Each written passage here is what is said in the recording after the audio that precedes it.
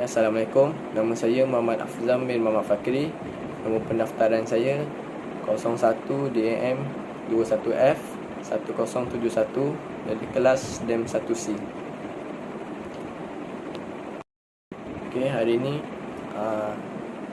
kumpulan kami akan membentangkan tentang topik carpentry. Hari ini saya akan memberitahu sedikit introduction carpentry ini. Okey. Carpentry ini ataupun bahasa Melayunya kita panggil pertukangan kayu, merupakan salah satu perdagangan yang mahir, yang tertua dan masih diperlukan secara meluas dalam pembinaan moden. Kerja utama yang dilakukan ialah memotong, memasang dan membentuk bahan binaan. Kerja-kerja ini semua diguna pakai semasa melakukan pembinaan bangunan, pembinaan kapal, pembinaan jambatan kayu, acuan konkrit dan lain-lain. Tukang kayu secara tradisinya bekerja dengan menggunakan kayu asli dan melakukan kerja lebih kasar seperti pembikaian. Tetapi pada zaman sekarang ni banyak bahan lain juga digunakan, dan kadang-kadang pembuatan kabinet dan pembuatan perabot dianggap sebagai carpentry juga.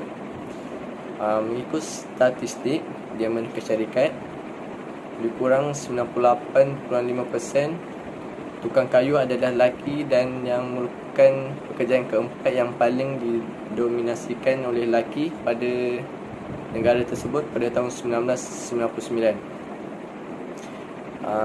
Carpentry ini selalunya merupakan sebahagian daripada pembaikan pertama komponen kayu dalam pembinaan bumbung, lantai, dinding dan binaan berbingkai kayu yang lain.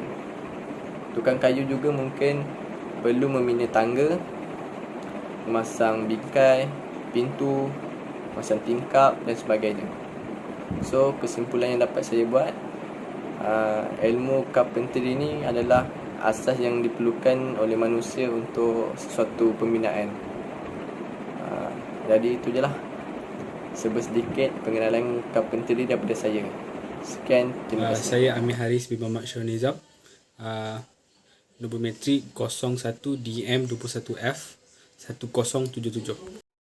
Trigonometri dalam bidang pertukangan kayu. Trigonometri digunakan dalam banyak aplikasi pertukangan lain, termasuk tugas susun atur tapak yang memerlukan pengukuran sudut. Tugas-tugas ini mungkin termasuk meletakkan garis asas bangunan dan menentukan ketinggian dengan meratakan trigonometri. Apabila meletakkan asas, ukuran penghujung mesti ada.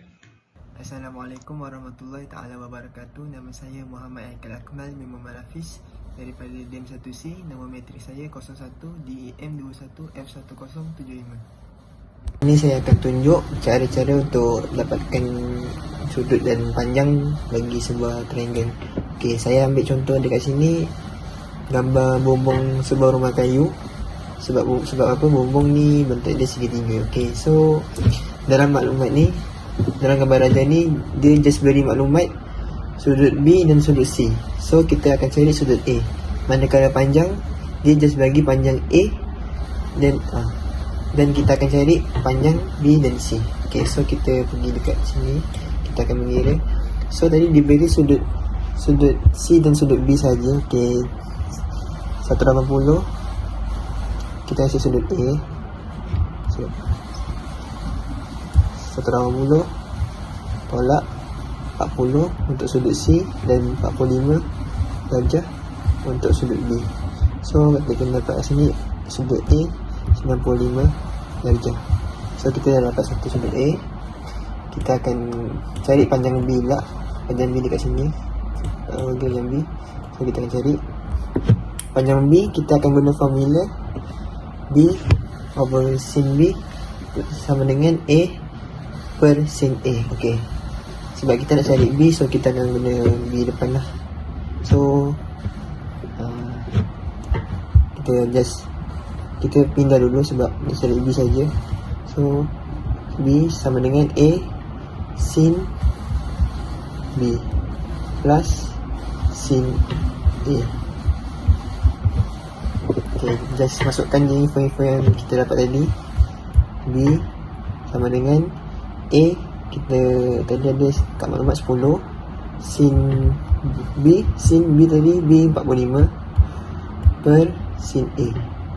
Sin A tadi kita dapat 95 darjah. Okey.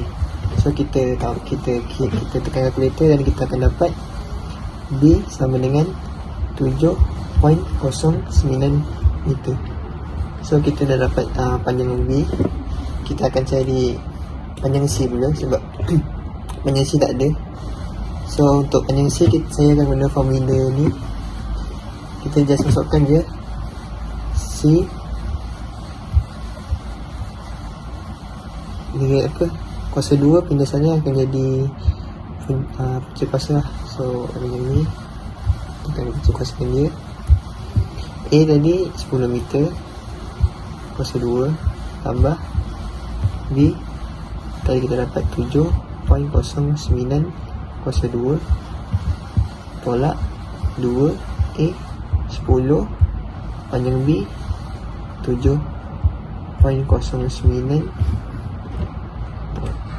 Okay. Cos C tadi kita dapat 40 dalam gambar darjah. Mana bagi. Okay, so kita kira-kira tekan kalkulator dan kita akan dapat jawapan untuk panjang C adalah 6.45 meter. So kita dah dapat 3 maklumat. So kita akan cari yang terakhir, area of triangle. Area of triangle ni saya akan guna formula ni 1/2